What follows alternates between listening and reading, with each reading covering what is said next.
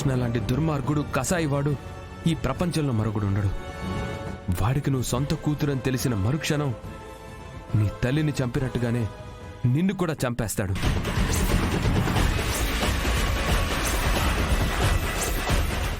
ఆ భయంతోనే నీకీ నిజాలన్నీ చెప్తున్నాను.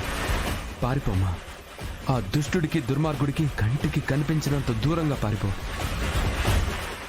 లేదంటే నీ తల్లికిలాగే నీ జీవితాన్ని కూడా అర్ధాంతరంగా ముగించేస్తాడు.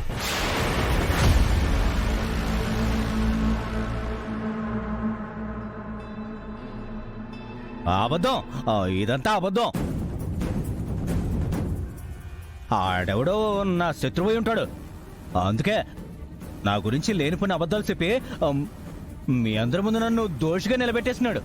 అబద్ధం, అబద్ధం, అబద్ధం, అబద్ధం.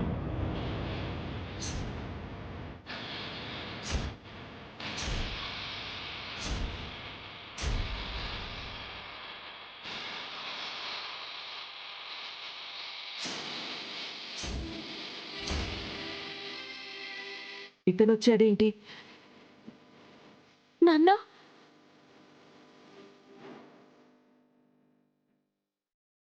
ఈ దుర్మార్గుడు చెప్పేదంతా పచ్చి అబద్ధం. ఈ లీలాకృష్ణ తులసమ్మను చంపాడు అనడానికి ప్రత్యక్ష సాక్షి నేనే.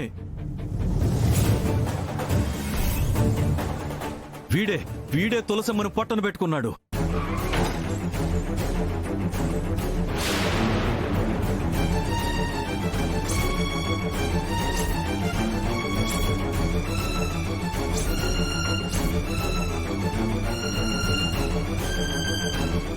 ఆ మహాతల్లి ప్రాణాలు వదులుతూ పసిబిడ్డగా ఉన్న మైథిలిని నా చేతుల్లో పెట్టి కన్ను మూసింది. ఇదిగో అమ్మ పాప.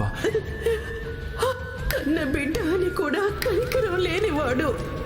అలాంటి వాడికి దూరంగా నా బిడ్డ పెరగాలి. ఆ ఇంటికి దూరంగా ఈ ఇంటి బిడ్డగా పెంచండి.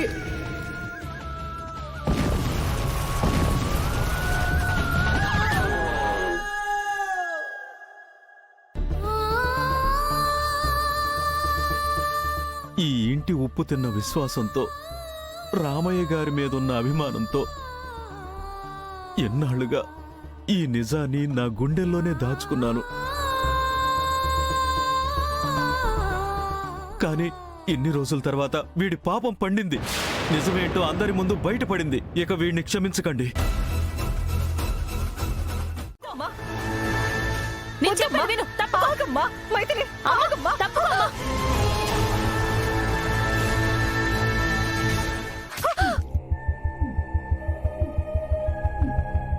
అమ్మా శుభప్రద, అమ్మా శుభప్రద.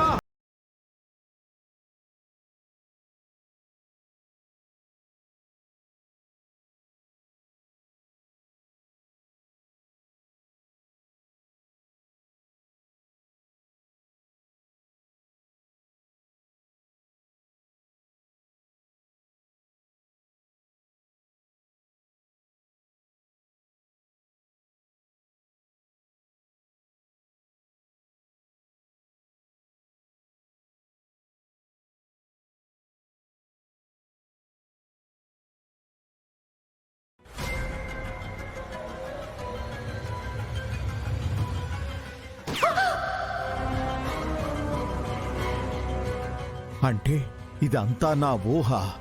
నిజమేమో అనుకొని భయంతో వణికిపోయాను. నేనే కనుక మైథిలి ఫోన్లో మాట్లాడడం చూసుండకపోతే నా ఊహ నిజమై ఉండేది. ఈ ఇల్లు శ్మశానంగా మారుండేది.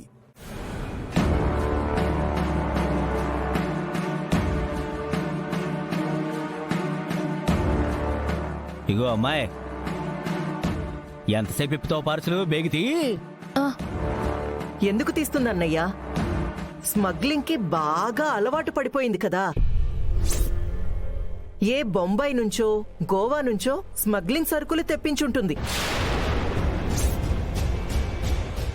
ఇప్పుడు ఆ పార్సల్ ఓపెన్ చేస్తే బండారం మొత్తం బయటకొస్తుందని పార్సల్ ఓపెన్ కానట్టుగా వెధవ నాటకాలు ఆడుతుంది.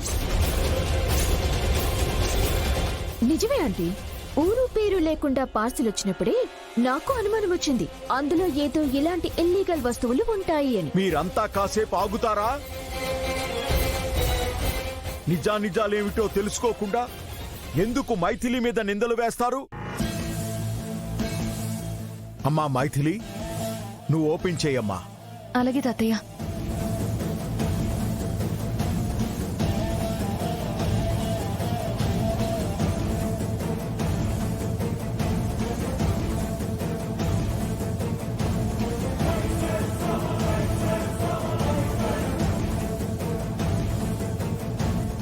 ఏటదే మాకు చూపెట్టు.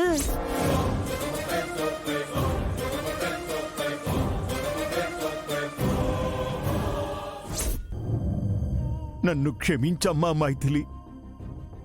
నీ తండ్రెవరో తెలిసి కూడా చెప్పలేని దుస్థితిలో ఉన్నాడమ్మా నీ తాతయ్య.